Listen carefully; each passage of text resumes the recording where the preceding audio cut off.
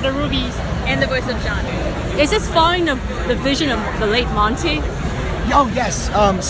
Monty, Carrie, and myself worked very closely together in the early days. We wrote together, the show Bible and planned out almost pretty much the entire series. So, it's, obviously it was very sad when we lost Monty. He was a dear friend of ours. But we spent so many nights together over like pancakes at IHOP at 2 in the morning, figuring out where we wanted to go and where we wanted our characters to go and how we want them to grow. So fortunately, we do have this roadmap and we do have the story of RWBY laid out before us, and we're very excited to tell it and hope people are excited to watch. We are, yes. And will there be a live action? That's certainly not up to myself or Carrie, our director. We work in animation for a reason, and that's because we love it. Not every live action adaptation of anime goes over great. Attack on Titan was pretty rough. I don't know. I think anything is possible. I certainly never imagined the show would have ever gotten this big, so I don't want to discount the possibility of a live action movie. Who knows? Who knows? Yeah. The RWBY, is it filmed in-house or is actually outsourced? It has been done pretty much entirely in-house. We're very proud that we have a small yet very strong team of animators that work night and day to make the absolute best show that they can. There's nothing better than being able to look at a shot and walk right over to the person sitting at their desk and say, hey man, here's how we need to change this, here's how we need to make it work. We do have outside contractors that work with us for art and set design and things like that, but the bulk of the animation is all still done at Rooster Teeth in-house. So we have a question for the Yang voice actor. So how did you get into the character when you're acting for Yang? Yang is kind of very similar to me as a person, so I don't really have to do a whole lot to get into character, which I know is kind of like whatever, but I just kind of get in the mindset of what Yang's going through and try to put myself in her position, and then warm myself up by bouncing around a lot and getting the energy up, and then it's really easy to just get right into her. Aren't you a little young to be in this club, Blondie? Aren't you a little old to have a name like Junior? That must be really depressing when she lost her arm. Yeah, that was definitely a challenge for me, just because most of Yang's character is very happy and very bubbly and energetic, and so when that happened to her, it was a complete shift in her character. But it was a good challenge, and I was really happy to be able to do it. The fight scenes are really intense. That's what I really loved about the series. Like, what gave you the inspiration to make these fight scenes? Well, I think it comes as no surprise that Monty's passion for fight choreography and action and camera work was really, it breathed so much life into RWBY from the very first Red trailer that we put out.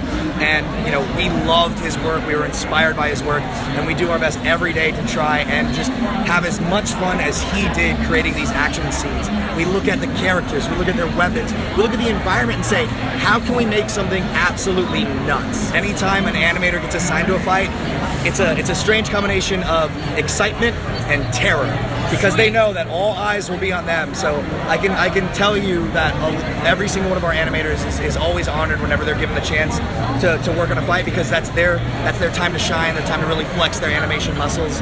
And I think they've done an extraordinary job, and everybody just wants to do the best that they can. That's all we can try to do, You guys know about the Preya die after the series, and what do you think about the Preya petition to bring her back? We get as much joy seeing fans laugh at Team RWBY eating noodles, and we get the same amount of satisfaction from seeing people mourn over the loss of a character, because loss and hardship is something that's a part of everyday life, and to ignore something like that, I think, would be a little silly. So we want there to be consequences. We want there to be risk and stakes, because if RWBY went out into every fight and we always knew that she would be perfectly fine, it would probably get a little dull to watch after a while. So it was really sad that we lost Pyrrha, and it was bittersweet, but we still love her character, and we love her to death. Oh, phrasing. Literally. Season 4, she's all depressed and everything. How did it really transform you to do this, prepare for this role? I actually knew what was going to happen to Yang a long time ago, so I've had time to really prepare myself mentally and also practice, the lines for the season and everything she's going to be going through. So I'm hoping that it turns out very well. It's going to be a much darker storyline, I know that, but are we going to experience any more loss? Should we prepare for this? I wouldn't say that season 4 is necessarily a darker show, but it is now a show that exists in a world that we understand has the potential to be dark. We don't want RWBY to be a very downtrodden gloom and doom show, or we don't want it to be like Attack on Titan where anybody could die in the instant. But we did want people to know that, hey, bad things can happen, and now you know just how bad can get. So think of the loss of characters as just another color on your painter's palette, or another tool that you can use. It's just a new ingredient that we can add to it. So we'll still have moments of joy and laughter and teasing and all sorts of comedy. But now there is the real danger out in the world, and people can be prepared for great times and not so great times. Any funny stories behind the scenes with voice acting or anything you can think of? Yeah, I mean, we all have tons of fun recording with these guys and just doing RWBY in general, getting to travel together and go to shows and meet fans. But in terms of funny stuff behind the scenes, a lot of the times we'll swear if we want to get into character to like really hit a line home. So there's tons of takes of us cursing and saying all these like really crazy things trying to get the line right. So that'll probably never see the light of day, but it exists.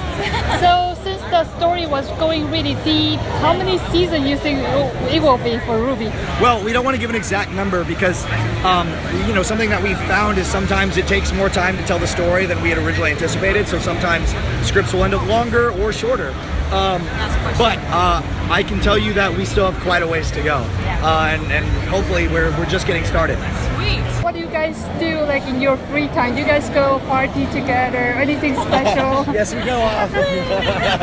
Yeah, we're all friends too at the company, so we like to hang out and go see movies, go drinking, go eat together. But a lot of people work really hard and really for a long time, so it's hard to have a social life all the time, but we do our best. A lot of my free time is spent watching anime and playing video games, and then occasionally like going out and socializing. But I'm a big gamer. I play a lot of games. We heard about the comic book is coming out. So is the comic book story gonna stick with the same thing with the anime, or is it gonna be a little bit different? So the manga that's currently being done with Shonen Jump is, we like to say it's canon until it's not. Currently, the story takes place between volumes 1 and 2. The creators really wanted to tell a story about Team RWBY. However, that's kind of difficult because Team RWBY has only been together for so long, and now in the show they've split apart. So we don't want to be limiting to these creators in any way, but it is kind of hard sometimes when they come to us and say, hey, we want to tell this story. We'll say that doesn't really work given the time frame and the characters in the canon. So we're doing our best to work with them despite language barriers, which provide for some sometimes difficult and sometimes hilarious miscommunication. But we're all working together to try and make a really fun story that people can enjoy, and hopefully will remain canon. And someone I think they've done a great job. It's been a wonderful experience. All right, thank you so much. Thank you very much. Nice to meet you guys. Thank you very much. Bye.